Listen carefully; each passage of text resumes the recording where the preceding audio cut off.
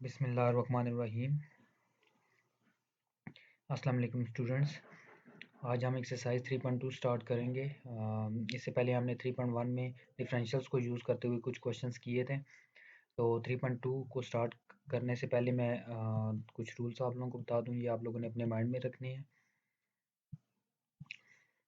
पहला रूल ये है कि जब भी किसी फंक्शन के साथ एक कांस्टेंट मल्टीप्लाई हो रहा हो तो वो कांस्टेंट इंटीग्रेशन के बाहर आ जाएगा, ठीक है। जैसे कि ये इंटीग्रेशन के सिंबल से बाहर आ गया, ठीक है। और where C is a constant एंड जब भी आपके पास सेकंड रूल ये होगा कि जब भी दो फंक्शंस ऐड हो रहे हों या सब्ट्रैक्ट हो रहे हों तो उन पे इंटीग्रेशन दोनों पे सेपरेट हो जाएगी, ठीक है। एक और चीज़ बता दूं, इंटीग्रेशन के सिंबल के साथ ये डी एक्स भी इसी इंटीग्रेशन के सिंबल का हिस्सा होगा, ठीक है। तो इंटीग्रेशन दोनों पे अलग अलग कर लेंगे, ठीक है, जैसे कि ये इसने अलग किया हुआ है, ठीक है। तो ये प्लस माइनस कंबाइन साइन नहीं होंगे, ठीक है। ये असल में दो रूल अलग अलग से हैं, इसने कंबाइन करके लिखे हुए हैं, तो ये रूल आपने याद रखने हैं।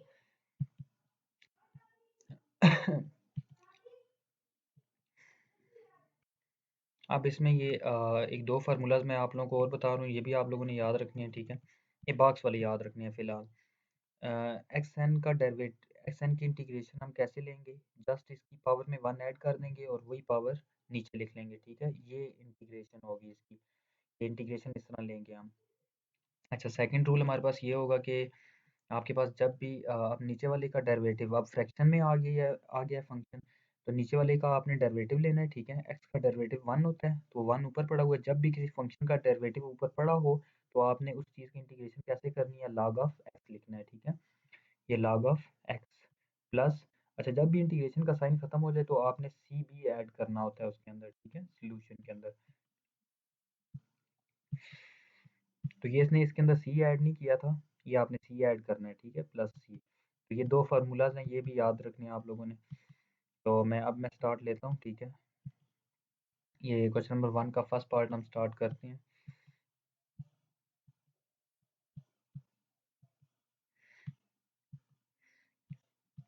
फर्स्ट पार्ट में आप लोग देख सकते हैं कि ये आपके पास तीन टर्म्स हैं, ठीक है, इसके अंदर। अब इंटीग्रेशन जैसे मैंने आप लोगों को बताया था कि इंटीग्रेशन टर्म्स सेपरेट हो जाती है, ठीक है, और कॉन्स्टेंट्स बाहर आ जाते हैं। तो ये हर टर्म के ऊपर इंटीग्रेशन इसने सेपरेट की है और थ्री कॉन्स्टेंट था बाहर लिखा, ठीक है, ये थ्री बाहर लिखा और एक्स स्क्वायर के ऊपर इंटीग्रेशन अप्लाई कर दी। इसी तरह टू को बाहर लिखा तो एक्स के ऊपर इंटीग्रेशन अप्लाई कर ली और वन के ऊपर इंटीग्रेशन अप्लाई कर ली। इधर वन लिखा हुआ नहीं है, ठीक है। तो अगर कुछ भी ना हो जिस इंटीग्रेशन के अंदर, वो हमें पता होता है वन होता है, ठीक है। अब हमने एक रूल पढ़ा है कि जिसके अंदर हमने इस चीज़ की इंटीग्रेशन कैसे करनी है, जस्ट इसकी पावर में वन ऐड करना है और वही पावर नीचे लिखनी है, ठीक है। इसकी पावर वन है तो वन में वन ऐड करेंगे, वही पावर नीचे लिखेंगे। और वन की इंटीग्रेशन हमेशा याद रखनी है, क्या होगी, एक्स। इसको एक याद रखने का एक और भी तरीका होता है कि आप डी और इंटीग्रेशन ये आपस में ख़त्म कर दें तो एक्स बचता है, ठीक है। क्योंकि मैंने आप लोगों को बताया था कि डिफरेंशियल और इंटीग्रेशन, डेरिवेटिव और इंटीग्रेशन एक दूसरे का रिवर्स प्रोसेस होते हैं, तो इसलिए आप डी और इंटीग्रेशन कैंसिल करें तो एक्स बचता है, ठीक है। कैंसिल नहीं करना आपने, मैं वैसे आपको याद रखने का तरीका बता रहा हूँ, ठीक है। तो ये देख सकते हैं आप लोग इंटीग्रेशन की जब साइन खत्म हो चुके, जब आपने इंटीग्रेशन ले ली सारों की, सारे फंक्शंस की, तो देन आपने आखिर में सी बी ऐड करना है, एक कांस्टेंट ऐड करना होगा, ठीक है। एक कांस्टेंट लास्ट में ऐड करना है और आपने इसको सिंप्लीफाई करके, तो ये आप ये वाला स्टेप, ये स्टेप, ठीक है, ये टू कैंसिल करके थ्री कैंसिल करके ये फाइनल आपके पास इसका रिजल्ट आ जाएगा, ठीक है। अच्छा, कोई इसका दूसरा पार्ट आप लोग देख सकते हैं कि जस्ट इसकी पावर, इसको पावर में लिखा है, इसको भी पावर में लिखा है और इंटीग्रेशन सेपरेट करके इसको भी सिंप्लीफाई उसी तरह करेंगे जिस तरह प्रीवियस क्वेश्चन किया है। थर्ड पार्ट के अंदर आपने इस एक्स की पावर को 1/2 की फॉर्म में लिखना है, ठीक है, ये। और इस एक्स को अंदर मल्टीप्लाई करना है, आप देखें इस एक्स की पावर वन है, इस एक्स की पावर 1/2 है, तो जब हम एक्स को एक्स की पावर 1/2 से मल्टीप्लाई करेंगे, बेस सेम है, पावर ऐड हो जाएंगी, इसकी पावर वन थी, इसकी पावर 1/2 है, दोनों ऐड करेंगे तो वो 3/2 बन जाएगा। और एक्स को जब वन से मल्टीप्लाई करेंगे तो एक्स आ जाएगा, फिर आगे सारा काम प्रीवियस क्वेश्चन की तरह ही होगा, ठीक है।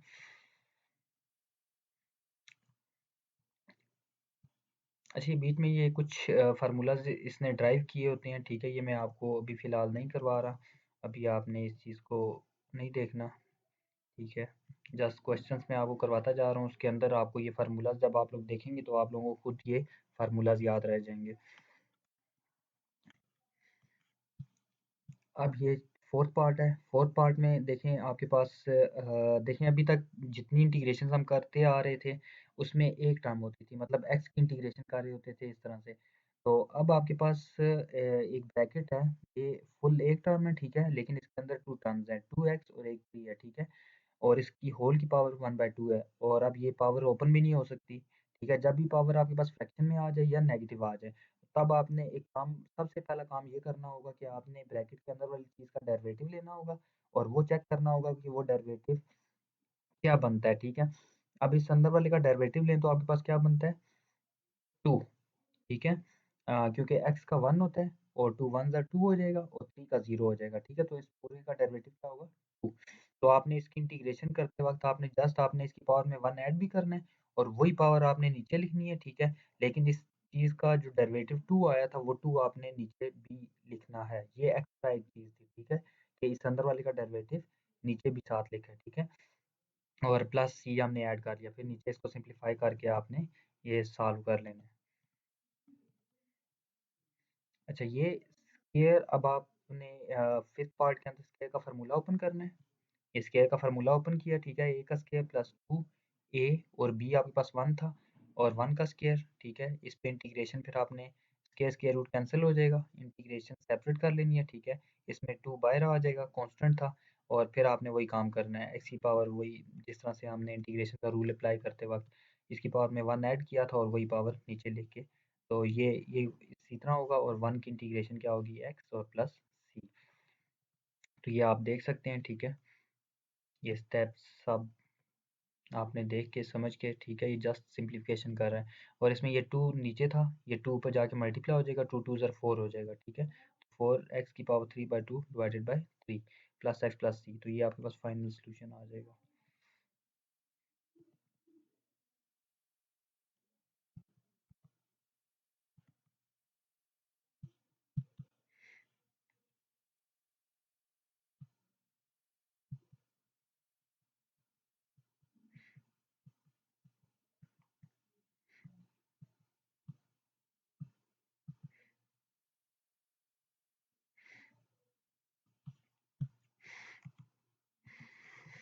इसके अंदर भी आपने स्क्वायर का फार्मूला ओपन करना है ठीक है। स्क्वायर का फार्मूला ओपन करके इसमें 2ab आता है, तो ये देखें a आपके पास अंडर रूट एक्स और b 1/√x है, अंडर रूट एक्स कैंसिल हो जाता है, इसलिए उसने a b इधर लिखा नहीं हुआ ठीक है। तो a का स्क्वायर होगा, जब a का स्क्वायर होगा तो अंडर रूट एक्स का स्क्वायर होगा, स्क्वायर स्क्वायर रूट कैंसिल हो जाएगा, और b का जब स्क्वायर होगा तो वो b स्क्वायर रूट कैंसिल हो जाएगा, इसलिए इसने डायरेक्ट लिखा हुआ है x+1/x ठीक है। तो इसमें आपने कंफ्यूज नहीं होना ठीक है।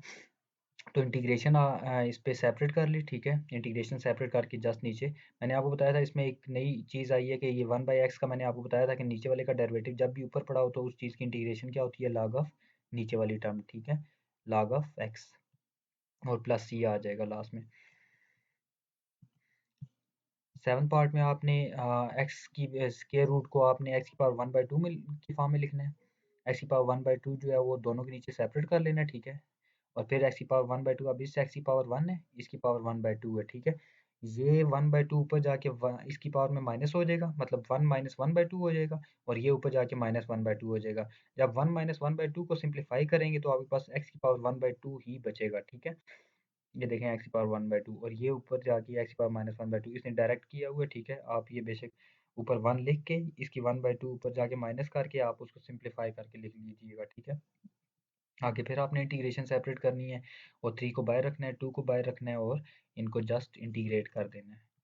तो नाउ डू योरसेल्फ ठीक है, यहाँ से आगे आप लोग इजीली कर सकते हैं, जस्ट आपने इसकी पावर में 1 ऐड करना होगा, वही पावर नीचे लिखनी होगी, इसके पावर में 1 ऐड करके नीचे लिखना होगा और प्लस सी लिखना होगा।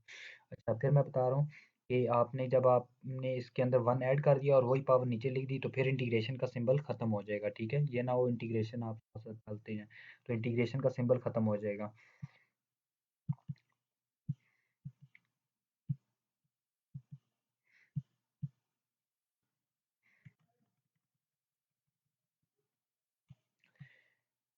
8 पार्ट है आपके पास, 8 पार्ट में देखें इस y को हम लिख सकते हैं स्क्वायर रूट y का होल स्क्वायर, क्योंकि ये स्क्वायर और स्क्वायर रूट कैंसिल हो जाएगा ठीक है, नीचे y बच जाएगा।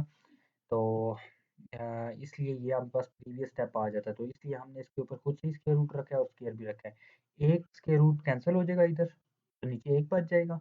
अब ये स्क्वायर रूट वाई इस वाई के नीचे भी सेपरेट हो जाएगा, 1 के नीचे भी सेपरेट हो जाएगा, और हम जानते हैं कि ये वाई की पावर 1/2 होता है, फिर इसकी पावर वाई ऊपर 1 है, जब 1 में से जाके 1/2 माइनस होगा तो वो ऊपर वाई की पावर 1/2 रह जाएगा, ठीक है। और ये वाई की पावर 1/2 ऊपर जाके वाई की पावर -1/2 हो जाएगा, फिर आपने इंटीग्रेट कर देना है, ठीक है। अच्छा, ये आपने कंफ्यूज नहीं होना, कुछ क्वेश्चंस में वो एक्स के रिस्पेक्ट में कर रहा होता है, क्योंकि जो टर्म्स दी होती हैं वो एक्स के रिस्पेक्ट में दी होती हैं, और कुछ में आप ये वाई में दी हुई है तो वाई के रिस्पेक्ट में कर रहे हैं, ठीक है। जस्ट वेरिएबल चेंज हुए, बाकी काम वही होगा, ये आप लोग देख सकते हैं, ठीक है। जस्ट पावर में ऐड कर रहे हैं 1 और वही नीचे लिख रहा है और प्लस सी लिख रहा है, ठीक है। तो ये आपने प्लस सी लिख के और ये नेक्स्ट स्टेप इसमें आगे लिखा हुआ है, ठीक है। आपने कोशिश करनी है कि स्टेप्स के नीचे स्टेप्स को लेके चलना है, ठीक है। आगे आप लोग लिखते हैं तो वो कंफ्यूज हो जाते हैं, तो ये नीचे लेके चलना है आप लोगों ने, और ये फाइनल रिजल्ट आ जाएगा। इसमें ये 2 ऊपर चला जाएगा, ठीक है, ये भी 2 ऊपर चला जाएगा, ये देख लें। 9 पार्ट में स्क्वायर का फार्मूला ओपन करना है ऊपर, ठीक है। 3 टर्म्स बन जाएंगी, ए का स्क्वायर -2ab प्लस बी का स्क्वायर, बी इधर 1 था तो 1 का स्क्वायर 1 होगा, ठीक है।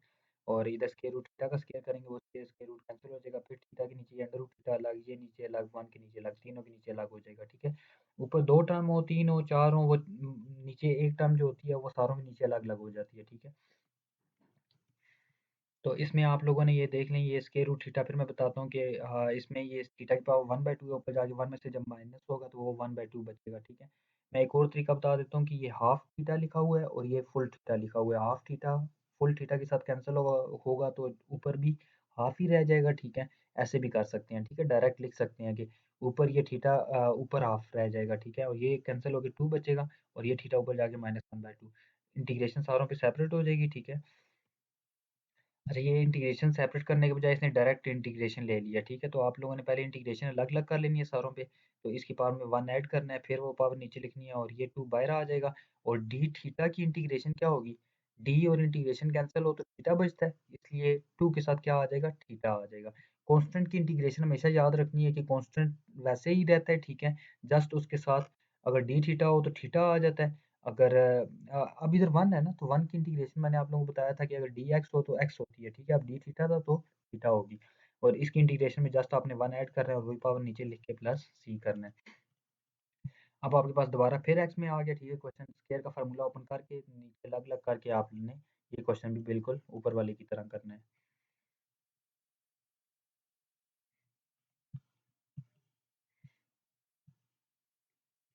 तो ये देख सकते हैं आप लोग, ये लास्ट में इसका सोल्यूशन है, ठीक है।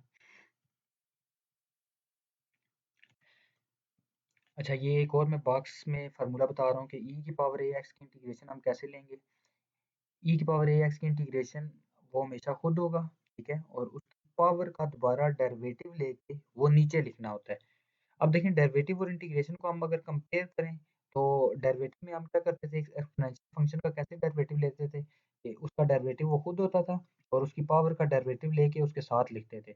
अब इसमें क्या करेंगे, वो खुद होगा और इसकी पावर का डेरिवेटिव लेके नीचे लिखेंगे। इसकी पावर का डेरिवेटिव कैसे लेंगे, देखें, ए कांस्टेंट टर्म है, ये तो एज इट इज रहेगी, एक्स का डेरिवेटिव क्या होता है 1, तो ए 1 ज़र ए, तो ए बचा इसका डेरिवेटिव तो वो ए नीचे लिख लिया, ठीक है। लेट्स सपोज e की पावर 2x होता, तो फिर इसका दोबारा डेरिवेटिव 2 आता तो वो 2 नीचे लिख लेता, ठीक है। जो भी कांस्टेंट होगा वो आपने नीचे लिखना होगा, क्योंकि वो कांस्टेंट ही बचता है डेरिवेटिव के बाद।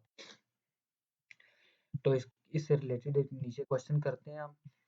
अब ये एक इसका 11th पार्ट है, इसमें हम पहले तो हम सेपरेट कर लेंगे, ठीक है, e की पावर x दोनों के नीचे सेपरेट कर लिया, और इसमें ये e की पावर x कैंसिल होगा, ऊपर एक बच जाएगा, ये कैंसिल होकर 1 बचेगा, दोनों के ऊपर इंटीग्रेशन अलग अलग कर लेंगे। e की पावर x की इंटीग्रेशन ये खुद ही होगी, और इसकी पावर का डेरिवेटिव लें तो 1 बनता है, तो 1 नीचे लिखने की ज़रूरत नहीं है, ठीक है।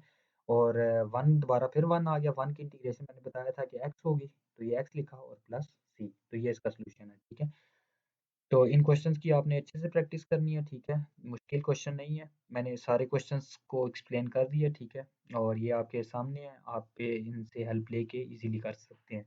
तो इंशाल्लाह हम क्वेश्चन नंबर 2 नेक्स्ट लेक्चर में हम क्वेश्चन नंबर 2 करेंगे।